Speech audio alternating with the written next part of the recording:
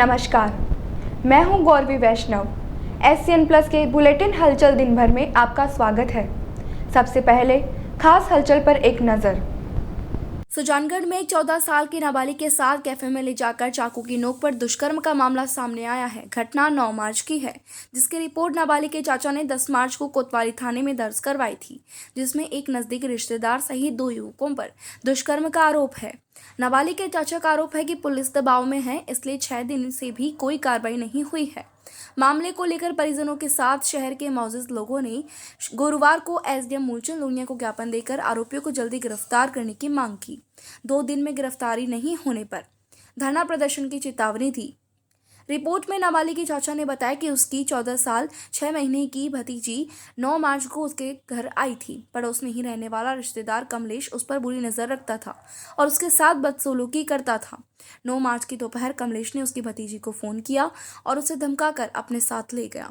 शाम 5:30 बजे उसकी भतीजी डरी सहमी आई और बताया कि कमलेश गुज्जर और एक अन्य लड़का उसे घंटाघर के पास एक कैफे में ले गए, जहां पर चाकू की नोक पर उसके साथ दुष्कर्म किया।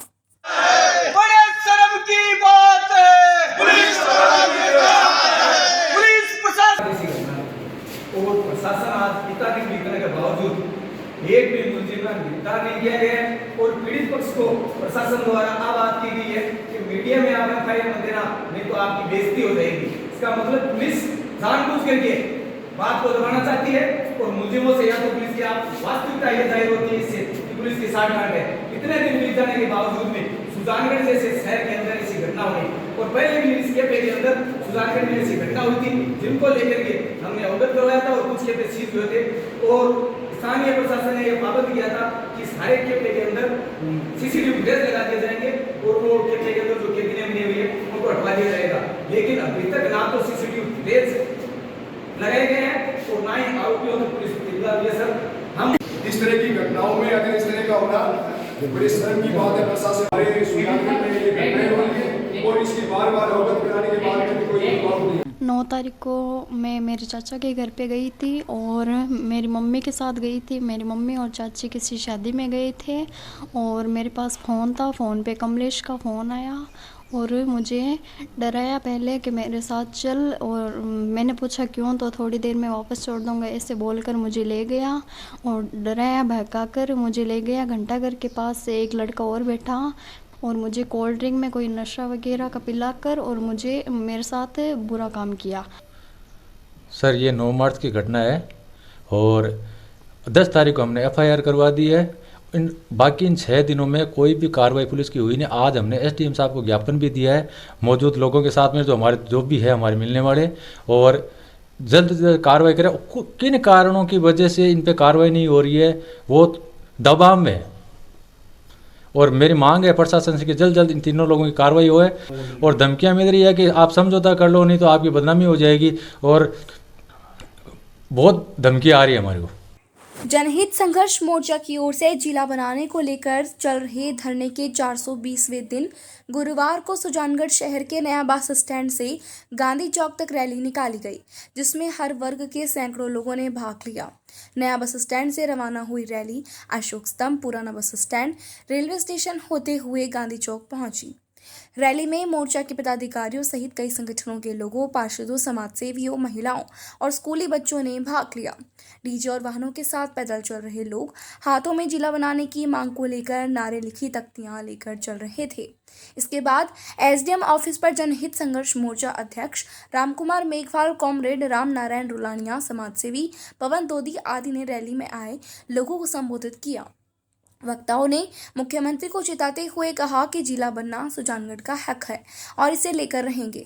SDM ऑफिस में मुख्यमंत्री के नाम दिए गए ज्ञापन में जल्दी जिला बनाने की मांग उठाई गई, चाहे इसके लिए कितना भी लंबा आंदोलन क्यों ना करना पड़े।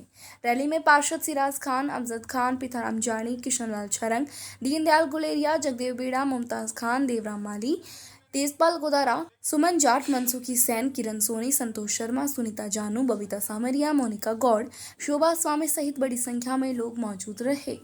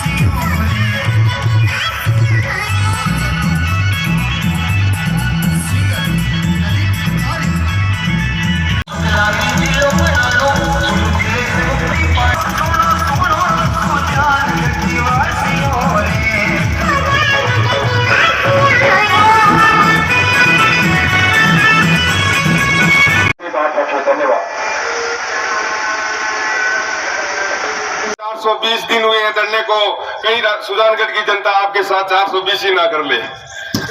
और मैं आप लोग काफी लंबे समय से पैदल चले हैं, ज्यादा समय नहीं लूंगा, लेकिन आज मैं 420वें दिन ये ऐलान करता हूं कि जब तक सुजानगढ़ जिला नहीं बना जाता तब तक ये आंदोलन जारी रहेगा। और ये आंदोलन अब गांव की ओर जाएगा और उग्रता के साथ हम इस आंदोलन को लड़ेंगे, मजबूती के साथ इस आंदोलन को लड़ेंगे।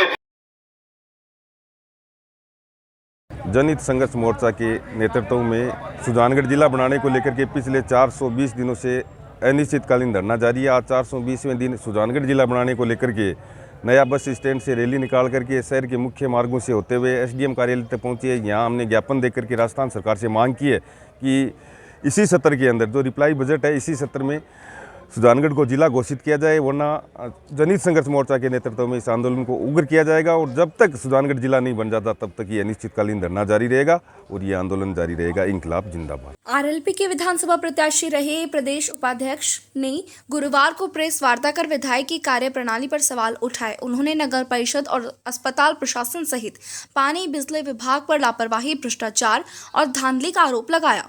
नायक ने कहा कि नगर परिषद में गत दिनों किसी दूसरे व्यक्ति की जमीन पर दूसरे अन्य व्यक्तियों के नाम से फाइल लगाकर पट्टे देने की प्रक्रिया अपनाई गई। धांधली व मिलीभगत का ये मामला कलेक्टर तक पहुंचने के बाद एफआईआर दर्ज हुई। वार्ड नंबर 12 में सड़क निर्माण में धांधली हुई।